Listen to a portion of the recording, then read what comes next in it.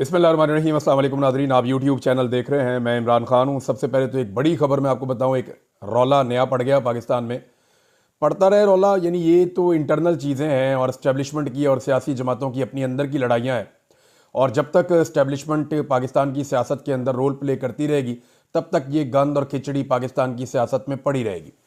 खबर यह है नाजरीन कि जब इंडिया और पाकिस्तान के दरमियान एक बड़ी जंग का खतरा पैदा हो चुका था और तनाव बढ़ता जा रहा था, इंडिया ने कुछ अटैक पाकिस्तान के ऊपर मिसाइल के किए, पहले पाकिस्तान के सेटल्ड एरिया के अंदर।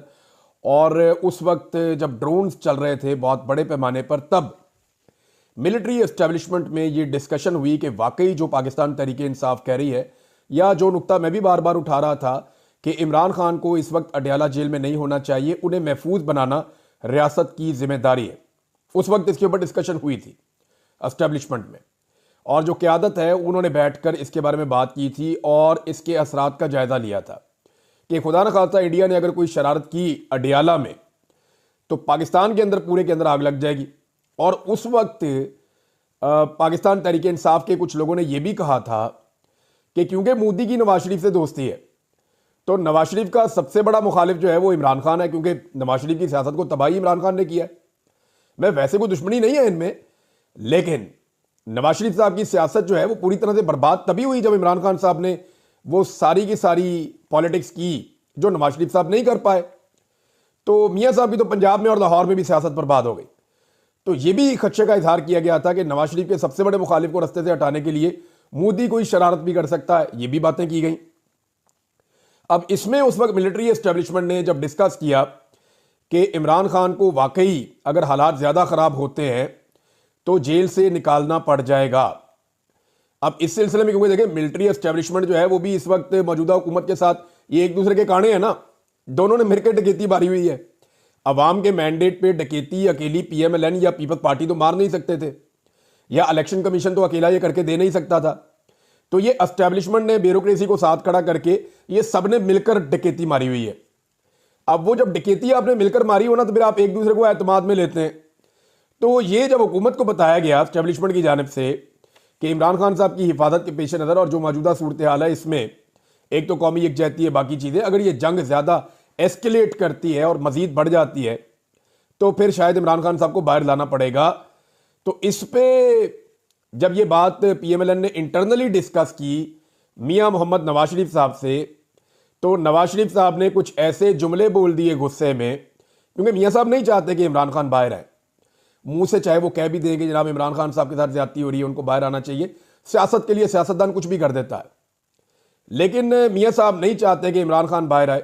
मियां साहब नहीं चाहते कि यास्मीन राशिद बाहर आए। और अब मियां साहब को सजा देने के लिए आने वाले दिनों में पहले यास्मीन राशिद बाहर आएंगी, क्योंकि उनके ऊपर जितना भी जुल्म और जबर किया जाना था वो हो गया। और एस्टेब्लिशमेंट को भी ये पता चल गया कि यास्मीन राशिद को इससे ज्यादा क्या तोड़ा जा सकता है। ना वो इमरान खान को छोड़ती है, ना वो अपना नजरिया छोड़ती हैं, ना वो नवाज शरीफ की मंजी ठोकना छोड़ेंगी। तो उन्होंने तो अपना ही काम करना है। लिहाजा मियां नवाज शरीफ साहब ने जो दो चार जुमले बोले हैं ना, उनकी कीमत अब मियां साहब को चुकानी पड़ेगी। ये जुमले क्या हैं ये अभी मैं आपको रोक देता हूं, लेकिन ये जुमले आपको आने वाले दिनों में पता चल जाएंगे। बस आप ये समझ लें कि जुमले उनके पुराने जुमलों से मिलते जुलते ही हैं जो वो पहले बोला करते थे जब वो एंटी एस्टेब्लिशमेंट हुआ करते थे।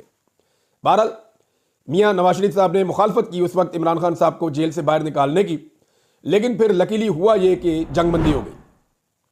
जंगबंदी होने के बाद सिर्फ सूरत हाल बदल गई।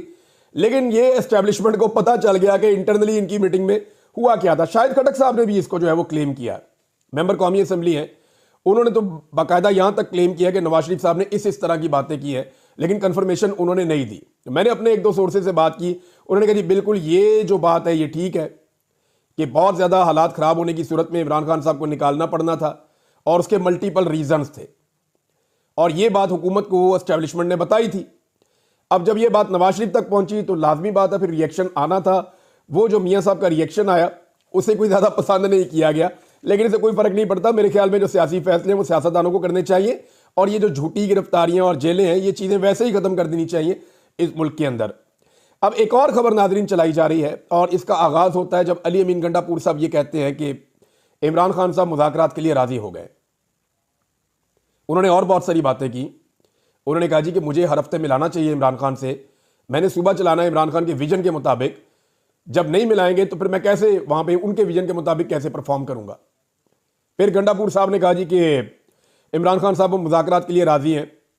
देखिए, इमरान खान साहब पहले दिन से मुज़ाकरात के लिए राजी हैं। सियासतदान मुज़ाकरात ही करता है। ये नहीं हो सकता कि सियासतदान टेबल पे ना बैठे और वो कहे जी बंदूक उठा लो।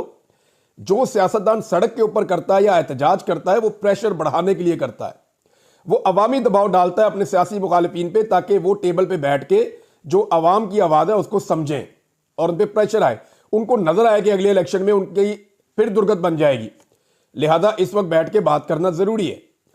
तो ये इमरान खान साहब तो हमेशा कहते हैं, अभी आपको याद होगा जब आदम सवाती साहब गए थे मिलने के लिए इमरान खान साहब को, तो जेल से बाहर आकर इन्होंने दावा किया कि इमरान खान साहब ने मुझे एस्टेब्लिशमेंट से मुज़ाकरात का टास्क दे दिया है। बाद में इमरान खान साहब ने कहा जी मैंने टास्क कोई नहीं दिया किसी को भी, ये खुद ही करना चाह रहे थे, तो बस ठीक है जाएं करें, और मैंने आपको खबर पहले दे दी थी।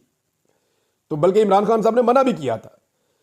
अब मामला यह है कि इमरान खान साहब को धोखा इतनी दफा दिया गया है कि मुज़ाकरात तो उनको करने होंगे बतौर सियासतदान, लेकिन वो भरोसा नहीं कर पा रहे। कभी एस्टेब्लिशमेंट धोखा देती है, जब सियासी जमातें बैठती हैं तो उनके पास इतना इख्तियार नहीं है कि पाकिस्तान तहरीक इंसाफ के लोगों की इमरान खान साहब से मुलाकात करवा दें। एक सरकारी ऑफिसर वहां बैठा हुआ यूनिफॉर्म में, वो रुकवा सकता है। जब चाहे इमरान खान की मुलाकात रुकवा देता है, जब चाहे इमरान खान की मुलाकात करवा देता है। तो इनकी तो औकात ही नहीं थी, और ये तो सारे अर्दली है। हुकूमत तो एक्चुअली चला रही है मिलिट्री एस्टेब्लिशमेंट, तो मिलिट्री एस्टेब्लिशमेंट के साथ ही बात करनी है पाकिस्तान तहरीक इंसाफ ने कि जनाब आपने बड़ी ज्यादती कर ली, बड़ा जुल्म कर लिया, अब आप जुल्म और ज्यादती का सिलसिला बंद करके अपनी आईनी और कानूनी डोमेन में वापस जाएं और हमें सिविलियंस को एक नए इलेक्शन के जरिए पाकिस्तान को आगे बढ़ाने का मौका दें।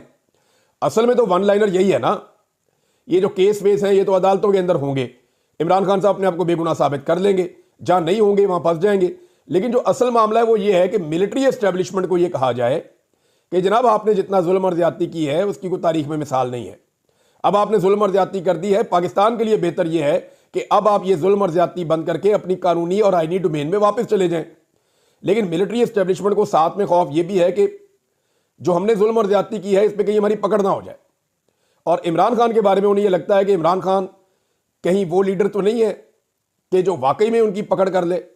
देखिए, अपने जाती मामलात में इमरान खान साहब ने कैटेगोरिकली कहा है कि मैं किसी से बदला नहीं लूंगा, लेकिन पाकिस्तान को नुकसान पहुंचाने वालों के बारे में इमरान खान साहब की पॉलिसी वही है जो वो पहले भी हमेशा कहते रहे हैं।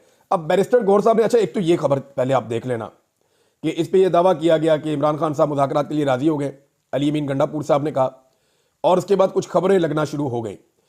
कासिम सूरी साहब ने जो है वो इसके ऊपर एक ट्वीट भी किया। ये जंग अखबार की खबर है जी, इसका जो फ्रंट पेज है उसकी सबसे ऊपर वाली शाह सुर्खी है और अंसार अब्बासी साहब के हवाले से खबर लगाई गई है। पहले खबर आपको पढ़ के सुनाता हूं, फिर बताता हूं इमरान खान साहब से जब जेल में मुलाकात हुई। अब देखें ना, अगर इमरान खान साहब से जेल में मुलाकातें ना हो रही हो तो ऐसी खबरों की तस्दीक और तरदीद कैसे होगी।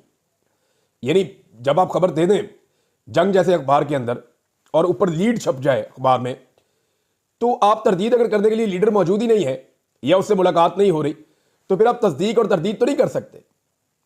अब यहां पे खबर जो दी है कि इमरान खान ने शहबाज शरीफ की मुज़ाकरात के लिए पेशकश कबूल कर ली, बातचीत मीडिया की चकाचौंध से दूर रखना चाहते हैं। अच्छा, अब आप ये देखें, बातचीत मीडिया की चकाचौंध से दूर रखना चाहते हैं और जंग अखबार की सुर्खी छप गई। ये नहीं, अगर पीटीआई और नून लीग ये चाहते हैं कि उनके बीच में कोई बात हो और मीडिया को कानों कान खबर ना हो और ये लीड छप जाएगी, इज इट पॉसिबल। अच्छा, पिछले मुज़ाकरात मीडिया स्क्रूटनी की वजह से नाकाम हुए थे। जराए बैरिस्टर गौहर को मुज़ाकरात की इजाज़त, पार्टी अब बाज़ाब्ता तौर पर हुकूमत से बातचीत आगे बढ़ाने के लिए रुजू करेगी। बैरिस्टर गौहर की वज़ीर आज़म शहबाज शरीफ का पैगाम इमरान खान तक पहुंचाने की तस्दीक नहीं बता सकता कि क्या बातचीत हुई। हालांकि बैरिस्टर गौहर ने कहा जी कोई डील नहीं हो रही, ऐसी कोई बात ही नहीं है। आप बातचीत इमरान खान साहब सबके साथ कर सकते हैं, उनकी शराइत है। वो अपने मैंडेट की वापसी कहते हैं या नए इलेक्शन की बात करते हैं। अब वो पहले मैंडेट कहते थे, अब वो कहते हैं नया इलेक्शन करवा लो। अब तो बेड़े गर्क कर दिया आपने सारे के सारे अमल का, सारा का सारा इलेक्शन जो है उसको मैनिपुलेट करके रख दिया आपने, सारे डॉक्यूमेंट इधर से उधर कर दिए।